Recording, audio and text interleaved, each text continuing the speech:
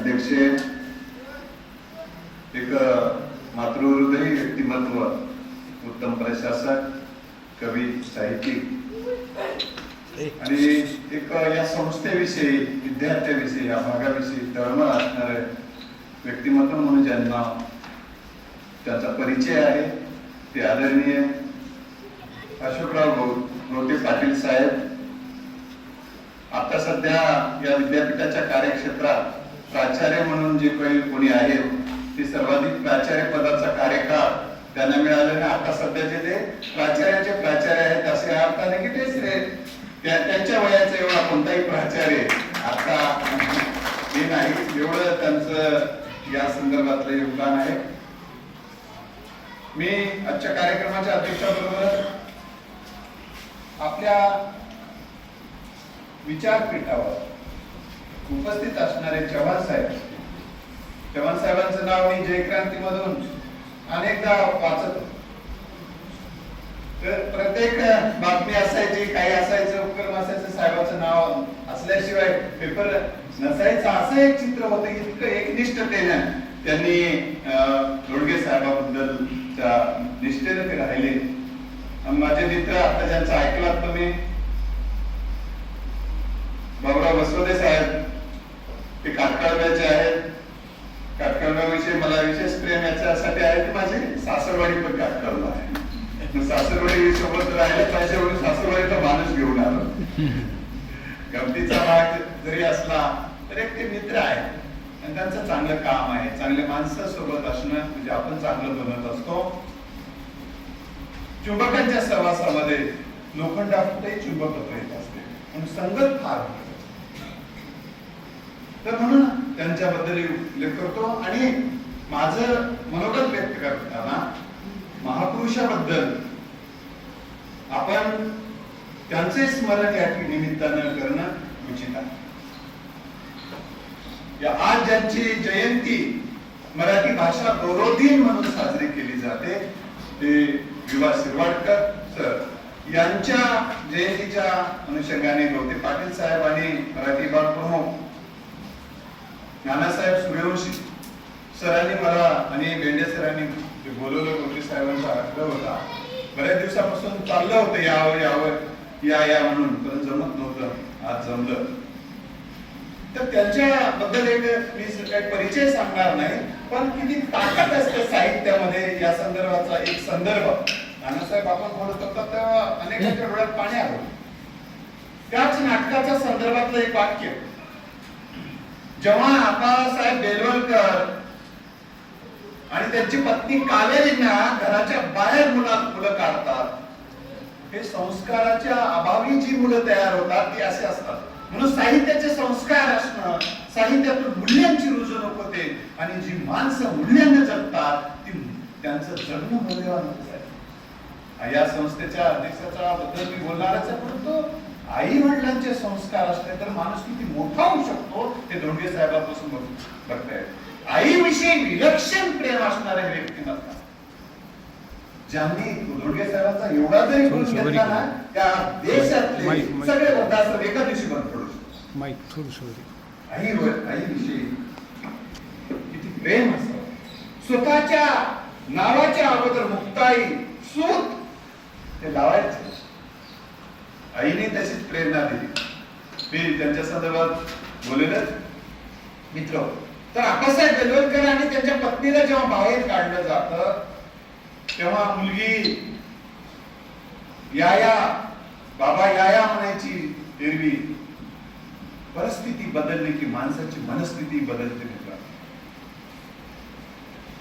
म्हणून घरात सन्मान असेल की लोकही आपल्याला सन्मान देतात, पण जेव्हा तार पाठवून देतात आम्ही यायला मला घ्यायला या रेल्वे स्टेशनला म्हणून, परंतु काही येत नाही, उशीर जाते, वाट पाहत बसतात. पण त्या गावी कापून म्हणते अहो आपण तर तार पाठवली आपल्या पोरीला, अजून कशी काय आली नाही. तेव्हा आबासाहेब बेलवलकर त्या नाटकातलं पात्र ते म्हणते अगं तार ही माणसांच्या घरापर्यंत जाते, माणसांच्या मनापर्यंत नाही. तार ही माणसांच्या घरापर्यंत जाते, मनापर्यंत नाही. घर उघडी आहेत पण मन बंद आहेत, मन छंद असतील तर 1000 तारा केल्या तरी काय मन खुलं करण्याचं सामर्थ्य साहित्यात आहे. एवढं सामर्थ्य या महामानवाने या साहित्यिकाने दिलेलं आहे. म्हणून त्यांचं स्मरण केलं जाते. त्यामुळे त्यांचा हा त्यांचा जन्मदिवस गौरव दिन साजरा केला जातो. ताकद असल्याशिवाय सन्मान मिळत नाही, सामर्थ्याशिवाय सन्मान मिळत नाही. काही जण लोकच राहते बाबा नसल्यामुळे केलं काय ते बाबा केले गौरव बाबा नसल्यामुळे नाही. आपले हे गैरसमज आहे. कुठेतरी मुळात हे सगळं आपण समजून घेतलं पाहिजे. मी काही कोणाचा भाग नाहीये समर्थन करायला, परंतु जे ओरिजिनल आहे सत्याला सत्य म्हणण्याची ताकद आपल्यात असली पाहिजे. योग्य पद्धतीने सम्यक बुद्धी तथागतांची आपल्याकडे असली पाहिजे. तथागतांचं सम्यक तत्वज्ञान या देशाला नव्हे तर जगाला तारलेलं आहे. आपल्याला योग्य ते योग्य म्हणायचं, चुकीचं चुकीचं म्हणायचं, जे धोंडगे साहेबांनी आयुष्यभर ते केले. तर बाबासाहेब आंबेडकर महामानव, बाबासाहेब म्हणजे नॉलेज ऑफ शिंबोआ, ज्ञानाचं प्रतीक म्हणून जग ओळखते. आपण कशाला प्रतीक मानतो आपला विषय आहे, पण जग काय ओळखते खूप महत्वाचं आहे.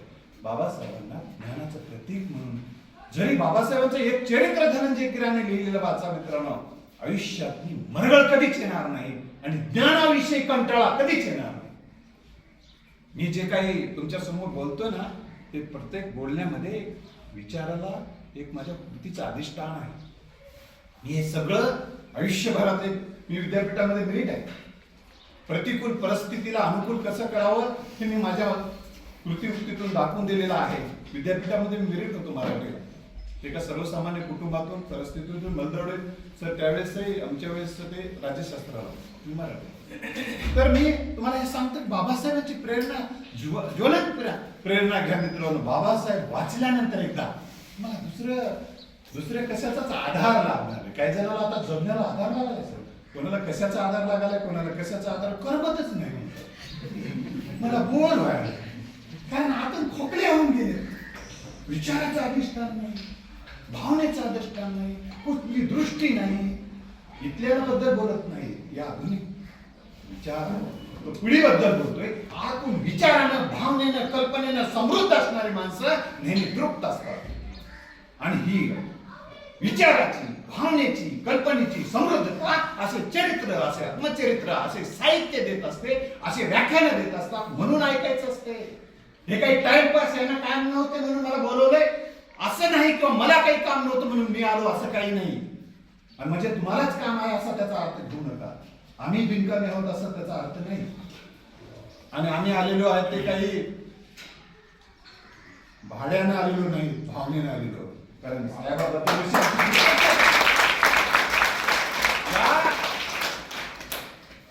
देशाला, या राज्याला सर्वाधिक अधिकारी या महामानवाने दिलेले आहे. यांनी जर मोफत एज्युकेशन सोसायटी स्थापन केली नसती तर राज्यामध्ये सर्वाधिक लोहा कंदारचे अधिकारी कर्मचारी आहेत. हे आपण कृतज्ञता व्यक्त केली पाहिजे. टीका करायला काय लागतं? काम करायला जास्त पुरुषार्थ लागतो, टीका करायला नपुसक टीका करू शकतो. हे समजून घेणं गरजेचं आहे. आपण हे समजून घेतलं, हा टीका करा, चुकत असेल तर कोणालाही टीका करण्याचं स्वातंत्र्य आपल्याला संविधानाने दिले, माझं काहीच म्हणणं नाही. पण त्यांच्या कार्याचं महत्त्व समजून घेतली पाहिजे अशी माझी भूमिका असते आणि ती मी भूमिका मांडतो आहे.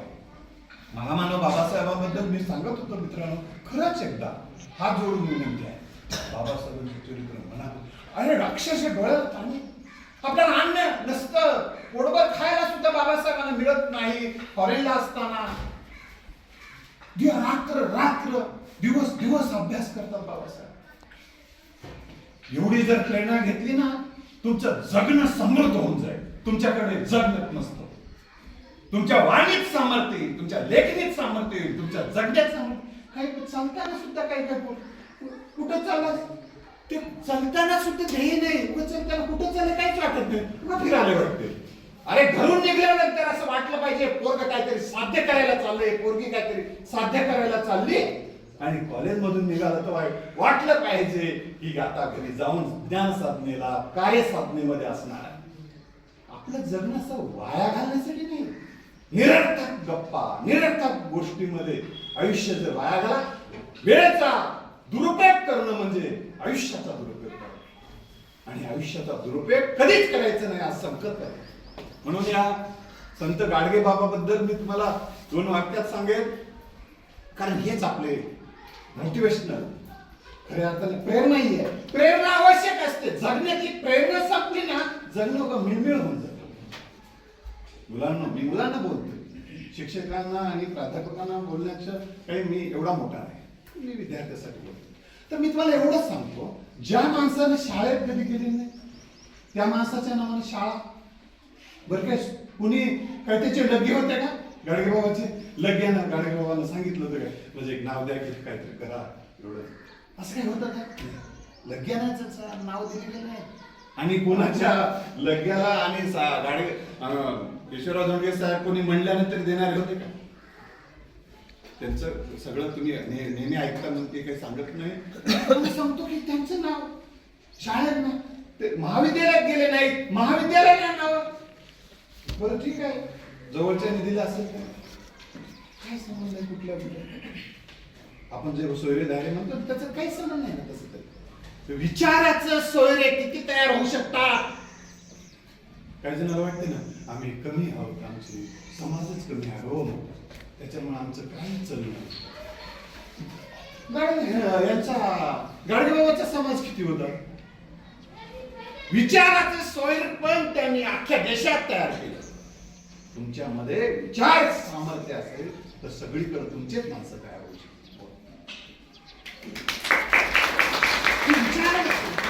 विद्यापीठामध्ये गेलेल्या विद्यापीठाला नाव आहे अमरावती विद्यापीठाचं. काय सर बरोबर आहे? म्हणून तुम्हाला सर काही जण वाटते ना आपल्याला सर मी खूप करतो, मला काहीच किंमत नाही समाजात म्हणतात, काहीच किंमत नाही. कोणी कुत्र विचारणं आपल्याला म्हणतात. काही जणाला विचारतात की कामाची किंमत नाही, कशाचीच किंमत नाही, लगेबाजाच वर्चस्व आहे वगैरे सांगतात. असं नाही. ठीक आहे, गांजर गवत वाढत आहे असं, पण वटवृक्षालाच किंमत आहे. गांजर गवताची कोणी पूजा करत नाही, वटवृक्षाची पूजा केली जाते. संख्या जास्त असते गाजराची म्हणून काय फरक पडा. हे लक्षात की मुक्ताईच्या वंदन करून मी बोलेल की त्यांच्यामुळे ही संस्था उभी राहिली, त्यांच्या प्रेम. आपण कोणते संकल्प करतो? तू बोलली नाहीस तर मी बोलू, तू बोलली नाहीस तर मी अभ्यासच करणार, तू बोलली नाहीस तर मी जेवणार. यांचे संकल्प काय होते धोंडगे साहेब? तानाजी मालुसरे यांचा काय संकल्प होता? आधी लग्न कोंडाण्याचे आणि मग रायबाचे. म्हणून छत्रपती शिवाजी महाराजांचं एवढं मोठेपण आहे की शिवाजी महाराजांचे सहकारी राहिलेले त्यांच्यावर चित्रपती राहिले. त्यांच्यावर तर ते महानायकच आहे तो, पण त्यांच्या सहवासात राहिलेल्या माणसावर चित्रपट. त्यांनी साधा सत्कार केला ते हितनीवर चित्रपटीला. परिस्पर्श काय असतो छत्रपती शिवाजी महाराज? फक्त सहवासात राहा. किती माणूस मोठा होऊ शकतो हे छत्रपती शिवाजी महाराजांकडे लक्षात येते. म्हणून बाबासाहेब असतील, महात्मा फुले असतील, या तिथे सगळ्या महामानवाने बाबासाहेबांना सुद्धा प्रेरणा मानली. मी छत्रपती शिवाजी राजांबद्दल तुम्हाला सांगतो, छत्रपती शिवाजी राजांचं नाव आजही उच्चारल्याबरोबर रोमांच उभे राहतात आणि लोक आज जीव तर लावतातच पण जीव द्यायला तयार आहेत त्या नावासाठी. त्यांच्या बुद्धी कौशल्याचे हेच आपले मराठी भाषेचे वैभव आहे. मराठी भाषेचा गौरव म्हणजे काय? मराठी माणसांचा गौरव. आणि आम्ही मराठी माणसांचा गौरव करतो म्हणजेच मराठी भाषेचा गौरव करतो असं त्याचं आहे. म्हणून बाबासाहेबांनी घटनेच्या प्रास्ताविकेमध्ये सांगितले व्यक्तीची प्रतिष्ठा महत्वाची आहे. आम्ही आपल्याकडे फक्त देवापुढे माणूस पाला पाचोळा असं सांगत आलो. पाला पाचोळा व्यक्तीला काहीच किंमत नाही असं सांगत आलेल्या परंपरेमध्ये बाबासाहेबांना नाही, व्यक्तीच महत्वाची आहे, व्यक्तीला प्रतिष्ठा द्या. आणि ब्राह्मणमध्ये त्यांनी प्रास्ताविकेमध्ये जाणीवपूर्वक व्यक्तीची प्रतिष्ठा हा शब्द जाणीवपूर्वक वापरला. म्हणून माणसाने माणसाला प्रतिष्ठा द्या. कोणी या संस्थेमध्ये कोणाचा एवढे माझ्यासारख्या सामान्य माणसाचा मी सीएमपीवर असताना धोंडगे साहेब मला जे काही जयक्रांती पाटलाचे पत्र त्यांचे दोनदा आले होते, त्याच्यामध्ये माझा उल्लेख साहेब करायचे. आता मला थोडासा संकोच वाटायचा, मी सीएसपीचा प्राध्यापक, आजकाल काय सीएसपीला काय किंमत आहे. वस्तुस्थिती तर एवढा महान व्यक्ती साहेब म्हणून उल्लेख आहे. या संस्थेमध्ये ही साहेब म्हणून बोलण्याची, आदराने बोलण्याची संस्कृती शिकली पाहिजे. मित्र, आणखीन काही गोष्टी आपल्या समोर मी ठेवणार आहे की आपण या आजच्या व्याख्यानाच्या माध्यमातून आपल्याला काही प्रश्न पण विचारेल म्हणजे तुमची काही परीक्षा घेणं उद्देश नाही, कोणाचं नाव वगैरे नाही, तर थोडं प्रश्न उपस्थित करेल. आपल्याला एक सर्वसाधारण जे काही सांगितलं जाते ते बिनडोकपणे त्याच्यावर विश्वास ठेवू नका. आपल्याला काय सांगितलं गेलं, मराठी ही कशाची मराठी भाषेची जननी कोण आहे म्हणून सांगितलं गेलं. कोणती भाषा? संस्कृत. आपल्याला सांगण्यात आलं की मराठी ही संस्कृत, तिची जननी कोण आहे, म्हणजे तिच्यापासून जन्मली असं सांगण्यात आलं. हे खोटा इतिहास आहे. कारण जेव्हा अभिजात भाषेचा दर्जा दिलेला आहे याचा अर्थच आहे ज्या भाषेला अभिजात दर्जा दिला जातो ती भाषा स्वतंत्र असली पाहिजे आणि सार्वभौम असली पाहिजे, तरच त्याला अभिजात भाषेचा दर्जा दिला जातो. याच्यातला नियम आहे, अट आहे ती. म्हणजे आपल्या देशातल्या मराठी भाषेला अभिजात भाषेचा दर्जा दिलाय याचा अर्थच आहे की मराठी भाषा एक स्वतंत्र भाषा आहे, तिला स्वतंत्र व्याकरण आहे, तिची एक स्वतंत्र परंपरा आहे, तिच्यामध्ये स्वतंत्र असं साहित्य निर्मिती झालेली आहे आणि मराठी भाषेत संस्कृतचे शब्द आहेत म्हणून ती जननी होऊ शकत नाही.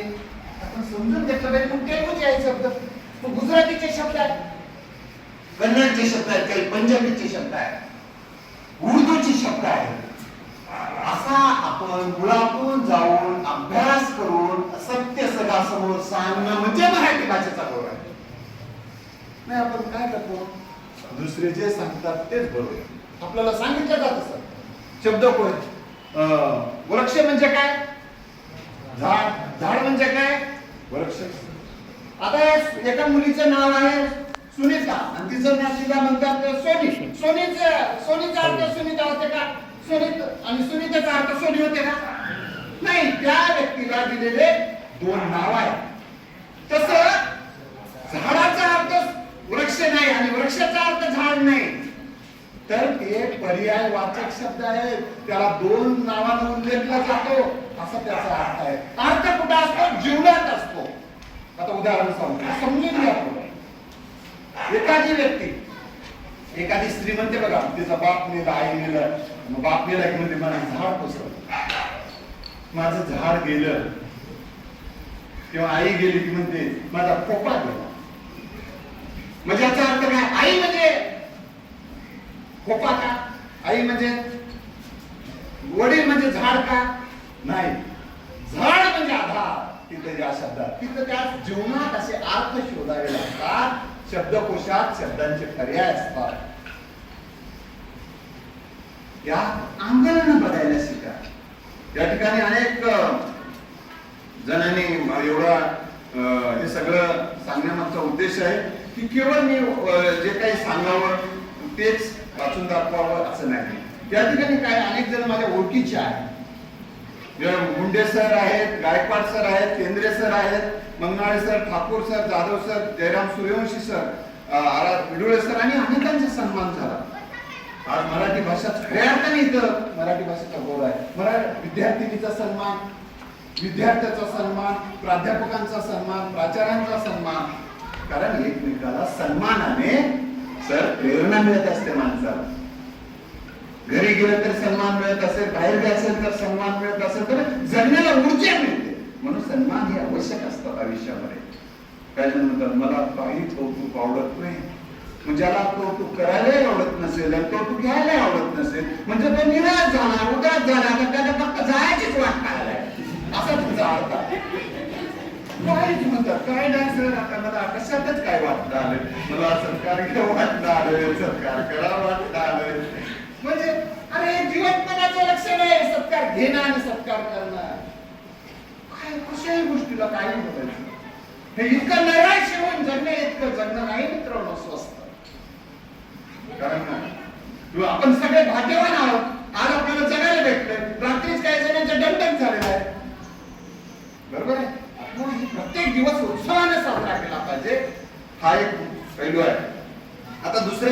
महत्वाची गोष्ट,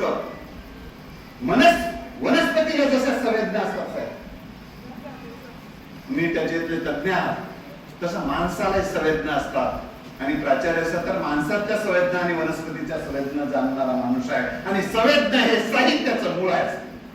संवेदना असल्याशिवाय बुडती हे जन न देखे डोळा म्हणून कळवळा येतो असे या प्रेरणेतून संत तुकाराम महाराजांनी जी गाथा लिहिली त्याच्यावर नतमस्तक आजही होता. संवेदना संपल्या ना मग कोणाचंच काय वाटत नाही, मला कशाचंच काय वाटणार वाटत नाही. माईचं काय वाटणार आहे, बापाचं काय वाटणार आहे, याचं काय वाटणार आहे, त्याचं काय वाटणार, त्याच्याशिवाय काही कोणीच मला गोड वाटणार आहे म्हणजे कोणी इतकी नव्हती. म्हणजे रोग आहे ते प्रेम नाहीये. मात्र प्रेमानं माणूस सगळ्याकडे माणूस प्रेमानं पाहायला लागते. प्रेमात पडलेला माणूस, वासनेत पडलेला माणूस प्रेमाचा खून करत असते, पण प्रेमात पडलेला माणूस सगळ्यावर प्रेम देते. प्राचार्य साहेब आहे सगळ्याविषयी प्रेम देतात, ते पण एकदा प्रेमात पडलेलेच असतील असं मला वाटतं. कारण प्रेमात पडल्याशिवाय आणि प्रेम केल्याशिवाय माणसाच्या जगण्यात आनंदच निर्माण होतो. तुमच्या जगण्यातलं प्रेम संपलंय याचा अर्थ दिव्यातलं तेल संपल्यासारखं. दिव्यातलं तेल संपलेला जसा दिवा प्रकाश देऊ शकत नाही, जसं मनातलं प्रेम संपलेला माणूस इतरांना आनंद देऊ शकत नाही. मग राग जर तुम्ही प्रेम करत असाल तर प्रेम करा. प्रेम करणं म्हणजे केवळ एकट्याच व्यक्तीवर नव्हे, ती वासना असते फक्त. तर दुसरी महत्वाची गोष्ट, मराठी भाषा. मी तुम्हाला एक प्रश्न विचारतो, मराठी भाषेचा जागतिक प्रभाव पडावा, सगळ्यांनी आपली मराठी भाषा बोलावी, वाचावी, आपली मराठी भाषा सर्वदूर पसरावी असं वाटतं आपल्याला. तर मराठी भाषा सर्वदूर पसरावी, सर्वांनी ती वाचावी, सर्वांनी ती आत्मसात करावी. एक लक्षात ठेवा, ज्याचा उपयोग नसतो ती गोष्ट कोणीही स्वीकारत नाही. मग ही व्यक्तीला जसं लागू होते तसं भाषेला लागू होते, ते कशालाही लागू होते. म्हणून तुमचं महत्व तेवढं, तुम्ही उपयुक्त बनाल तेवढं. हे वाक्य लक्षात ठेवा. कोणाला वाटते ना मला कोणीच विचारत नाही म्हणजे उपयोगिता वाढवण्याची गरज आहे, तर मी भाषेच्या उपयोगितेबद्दल बोलतोय. मराठी भाषेची सामर्थ्य वाढव तेव्हाच वाढेल, मराठी भाषेची उपयोगिता वाढवावी लागेल. आता ही उपयोगिता कशी वाढवावी लागेल? आता उदाहरण सांगतो. प्राचार्य गौतम साहेबांनी जर असं आव्हान केलं, मी एक कारखाना काढणार आहे आणि त्या कारखान्यामध्ये ज्यांना मराठी बोलता येईल, परप्रांतीयांना, परभाषिकांना सांगता येईल, 1 लाख रुपये तुम्हाला मी पगार देणार आहे. किती? 1 लाख रुपये पगार देणार आहे. पण मराठी भाषा चांगली आली पाहिजे. गुजराती बोलणाऱ्याला, उर्दू बोलणाऱ्याला ते शिकेल की नाही? मग जेव्हा पंजाबमधला शिकून माणूस इथं येईल, गुजरात मध्ये शिकून इथं येईल, कारण तिथल्यापेक्षा जास्त पगार देता येत ना. लक्षात आलं? म्हणजे त्या भाषेमुळे मला रोजगार मिळणार आहे अशी जेव्हा खात्री वाटेल तेव्हा लोक तुमची भाषा शिकायला लागतील. इंग्रजी भाषेवर प्रेम आहे म्हणून लोकांनी इंग्रजी शिकली नाही. जेव्हा इंग्रज आले त्यांनी इथे न्यायमंडळ स्थापन केलं. न्यायालयामध्ये लागत होते वकील आणि न्यायव्यवस्था त्यांनी इंग्रजीमध्ये सुरू केली. वकील बनावं लागेल आणि आपल्या बांधवाच्या सुटका करून आणण्यासाठी लोकांना बॅरिस्टर व्हावं लागलं आणि बॅरिस्टर पदवीला फार महत्व होतं. बाबासाहेब बॅरिस्टर होते. मग तेव्हा त्यांनी इंग्रजी शिकली. इंग्रजाशी बोलायला पाहिजे होतं, आमचे प्रश्न मांडायला जायला पाहिजे होतं, जे महात्मा गांधी प्रश्न मांडत होते. मग त्यांना आपल्या भाषेत बोलू कळलं असतं का? मग सत्ताधीशाची भाषा सामर्थ्यशाली असते. मग लोकांनी ती भाषा त्यांना बोलण्यासाठी भाषा शिकायला लक्षात आलं. आणि त्यांनी भाषा शिकायला स्वातंत्र्य दिलं. आम्ही आमची काही भाषा शिकायला आम्ही इथं बंदी घातली होती. हे आत्मघातकी धोरण होतं. खरं तर आपण आत्मघातकी धोरणामुळे बऱ्याच आत्मघातकी धोरणं होते त्यामध्ये. त्याचबरोबर आपली माणसं दुसऱ्या देशात गेली पाहिजे, त्यांच्यासोबत संपर्क आला पाहिजे आणि तुमची त्यांना गरज वाटली पाहिजे तेव्हा तुमच्याशी संवाद साधण्यासाठी ते तुमची भाषा बोलतील, शिकतील. आमच्या इथे काय सांगून ठेवलं गेलं होतं, समुद्र पर्यटन करणं पाप, तुम्ही जायचंच नाही समुद्राच्या पलीकडे. शिवाजी महाराजांनी यावर सुद्धा आघात केले आणि जलदुर्ग समुद्रामध्ये किल्ले बांधले की नाही.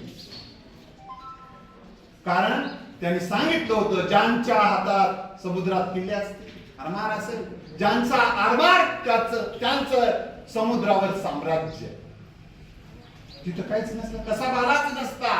शिवाजी महाराजांनी ज्या चाणाक्ष पद्धतीने आरमार सांभाळायला सांगितलं होतं, समुद्र सांभाळायला सांगितलं होतं, ते जर महाराजांचा विचार जर डोळ्यात तेल घालून उच्चार जर जगले असते आपले इथले पोलीस यंत्रणा, संरक्षण यंत्रणा, तर कसा बाला नसता आणि आपल्या बांधवांचे बळी गेले नसते. त्यामुळं आमच्या देशातली माणसं दुसऱ्या देशात जाणार नाहीत, साम्राज्य निर्माण करणार. इंग्रज जर आपल्या देशात आले नसते तर आपल्या देशात इंग्रजी भाषा झाली असती का? मग आमचा व्यापारी म्हणून आले. आपण काय शिकवलं जातं आपल्याला लहानपणापासून, काय शिकवतात बेटा?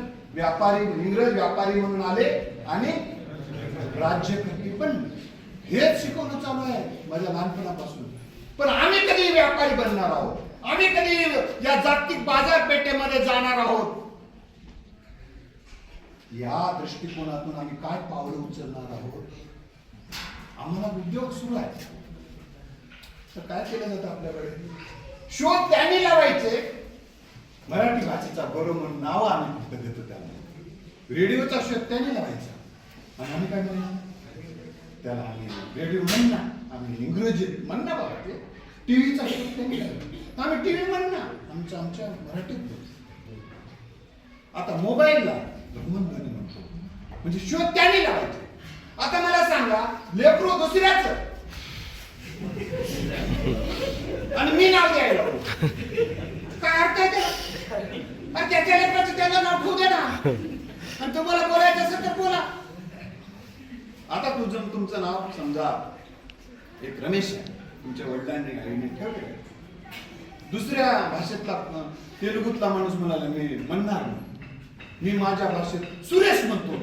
आता रमेशचं सुरेश कसं होईल?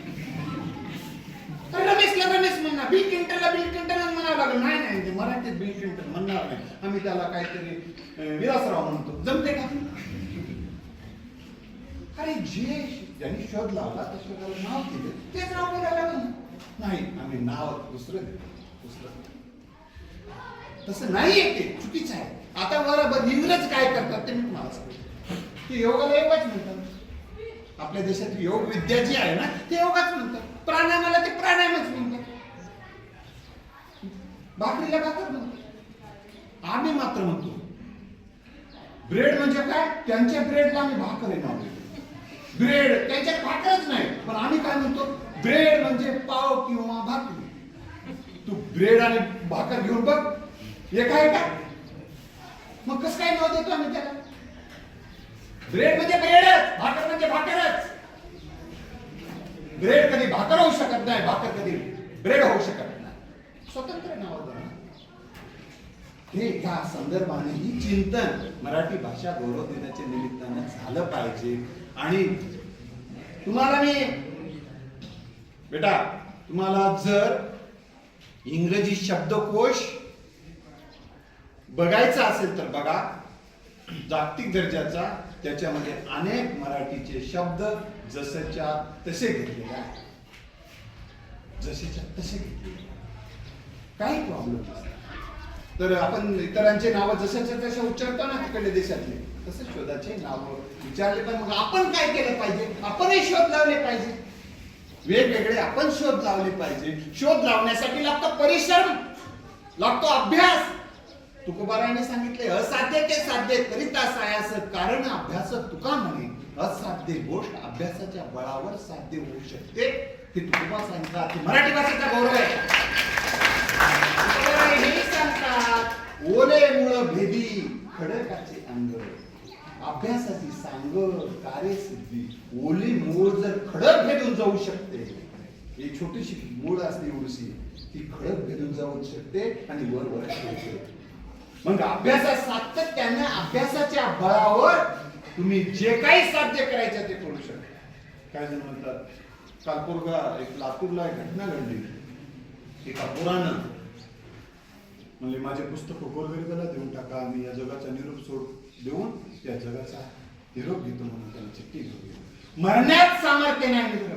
असं कोणतं तुम्हाला नवं रिसर्च करायचं आहे किंवा नवं कोणतं जगात कोणी शोध लावलेला नाही असा तोडाच लावायचा आहे. पुस्तकं घेऊन आतापर्यंत लाखो पोरं पास झाले, तुम्हाला तसं पास व्हायचं आहे नाही. आता मी मरतोच, मजानं पैसे नाही. 1000दा वाचून बघ ना, एक धडा तू 1000दा वाचून बघ, मग मग काय हरकत नाही. एक धडा सर शिकवत असतो, सर ते एक धडा वाच आणि 1000दा वाच आणि 1000दा वाचून जर समजलं नसेल तर मग काय. अरे कष्ट न करता कशाला मरतोस? कष्टाशिवाय आयुष्य बेस्ट होऊ शकत नाही. कष्टाशिवाय शिवाजी महाराजांना या शिवाजीराव भोसले हा छत्रपती कोणी म्हणणार का? किंवा बाबासाहेबांना उगाच संविधानाचा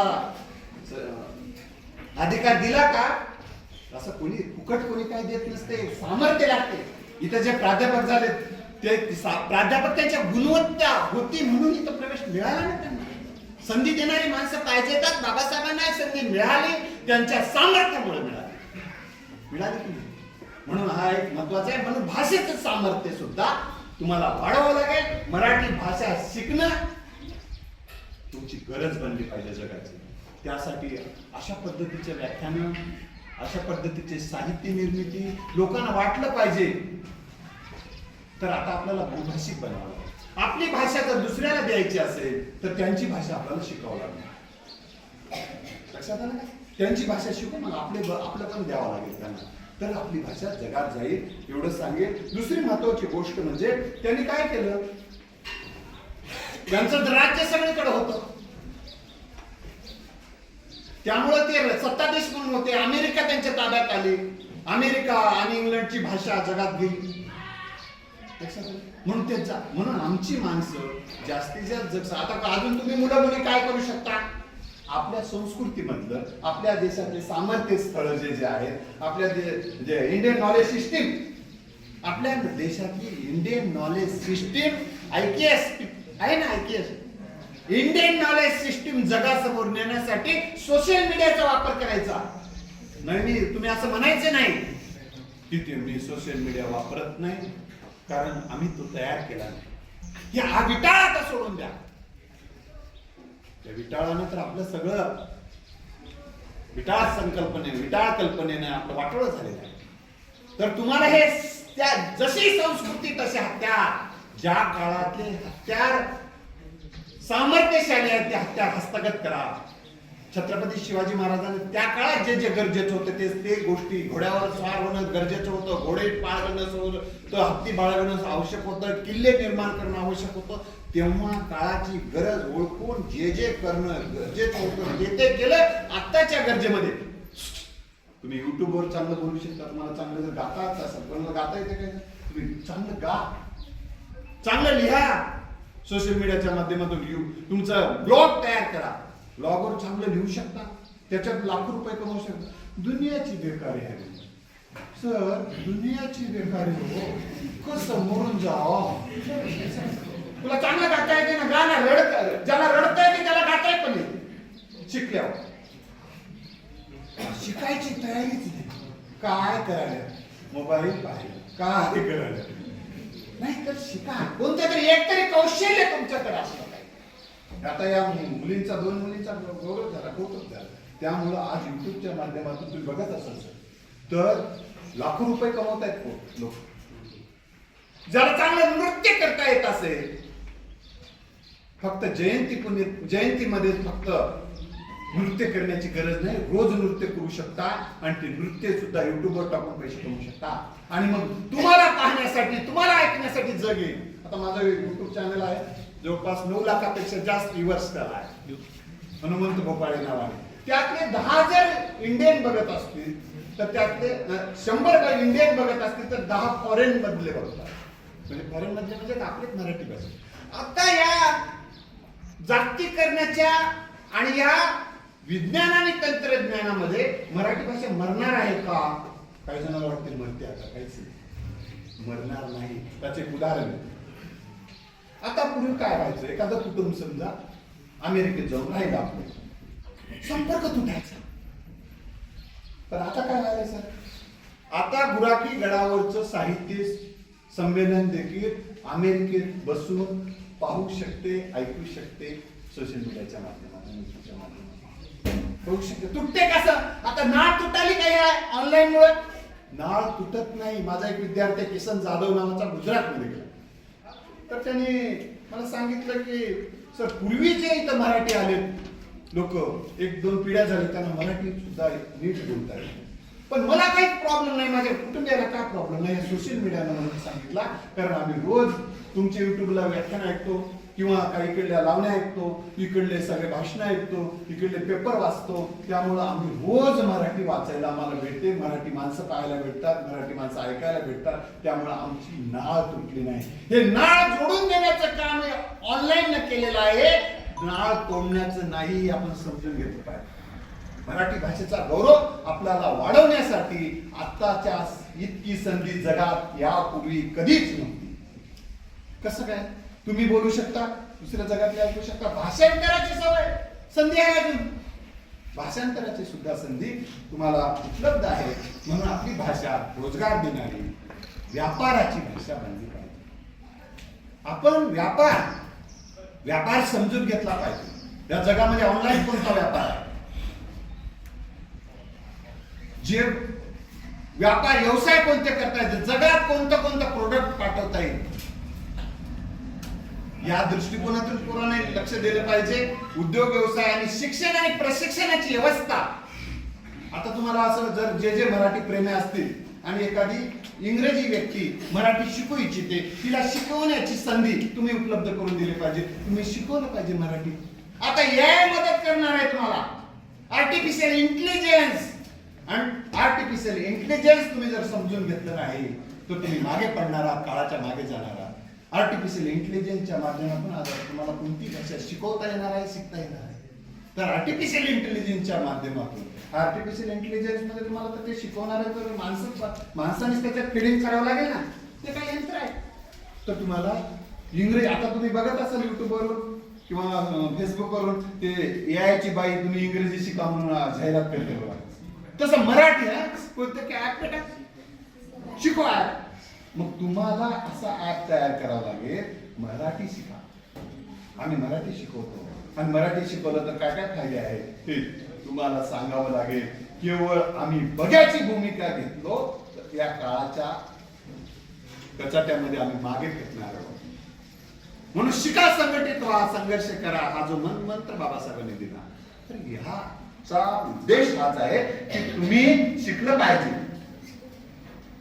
तर मित्र, शिकणं म्हणजे केवळ पुस्तकातलं वाचणं आणि परीक्षेत लिहिणं नव्हे, तर जीवन आवश्यक कौशल्य शिकणं म्हणजे खरं शिक्षण आहे. जे शिक्षण आपल्याला आत्मनिर्भर बनवते, आपल्याला सामर्थ्यशाली बनवते, ते सामर्थ्यशाली शिक्षण घेणं, त्या दृष्टिकोनातून विचार करणं हा एक महत्वाची गोष्ट आहे. आणि कुठेतरी आणि कशात तरी असावी माणसाला गोडी, आणि लागतेच ना दुःखाच्या वेळी विसाव्याला जागा थोडी. म्हणून आपल्या भाषेतलं साहित्य आपल्याला जास्त अधिक आनंदी होईल. तुम्हाला या संदर्भामध्ये जर लेखन करायचं असेल, बरेच जण असं म्हणतात आता चरित्र, माणसाचं चरित्र आणि आत्मचरित्राने जीवन घडते. कारण त्यांनी सांगितलं मी अण्णा हजारेंचं चरित्र वाचलं आणि माझं जीवन घडलं. आणि अण्णा हजारेने सांगितलं मी स्वामी विवेकानंदांचं चरित्र वाचलं आणि माझं जीवन घडलं. नाहीतर मी आत्महत्या करायचा विचार केला होता, असं अण्णा हजारेने सांगितलं. म्हणजे चरित्राचं सामर्थ्य काय. जण म्हणतात कोण पुस्तक वाचायला तो सर म्हणतात, आता कोणीच वाचणार आहे म्हणतात. मी म्हणेल वाचन वाढले का कमी झाले तर म्हणते लोक कमी झाले. मी तर म्हणेल की वाचन वाढलेलं आहे. तुम्ही आठवा सर, आपण लहानपणी आपले आपल्याला काय वाचायला भेटत होतं? गावातले किती माणसं सुविचार वाचत होते, किती माणसं कविता रोज वाचत होते, किती माणसं रोज विनोद वाचत होते, किती माणसं रोज भाषण ऐकत होते. तुम्ही गावातले सर्वे करा, आपण खेळत यावं सगळं, आपण खेळत जाऊ थोड्या वेळासाठी. किती जण वाचत होते. मी हे जग सगळं सांगायला, विनोद सांगायला, लावणी कोण रोज पाहत होतं, लावणी कोण बघत होतं, रोज सुविचार कोण ऐकत होतं, कोणाचे पुस्तकं वाचा वाटलं तर डाउनलोड करून कोण वाचत होतं, व्याख्यानं कोण आहे तशी संधी. आज उठलं की 1000 सुविचार रोज भेटतात असं. मला जवळपास 200 ग्रुप आहे, रोज सुविचार भेटतात. रोज सुविचार सुद्धा साहित्यच आहे. मग साहित्य वाचणं कमी झालं नाही. तेव्हा किती पुस्तकं होते, तेव्हा किती पुस्तकं होते, किती ग्रंथालय होते. अहो मराठी भाषेमध्ये 500 दिवाळी अंक निघतात, अन्य कुठल्याही भाषेत दिवाळी अंक निघत नाही. ते मराठी भाषेचं वैभव आहे. दिवाळी अंक आणि मराठी साहित्य संमेलन, खेड्यात साहेबाला जनित साहित्याचा जो पुरस्कार मिळाला. एवढे साहित्य संमेलन हिंदीमध्ये भरतात सर, हिंदीमध्ये साहित्य संमेलन होतात, दिवाळी अंक निघतात एवढे. हे मराठी भाषेचं वैभव आहे. मराठी माणसं जागरूक आहेत आणि एवढी छोटीशी भाषा असताना तुम्हाला एवढ्या प्रांतात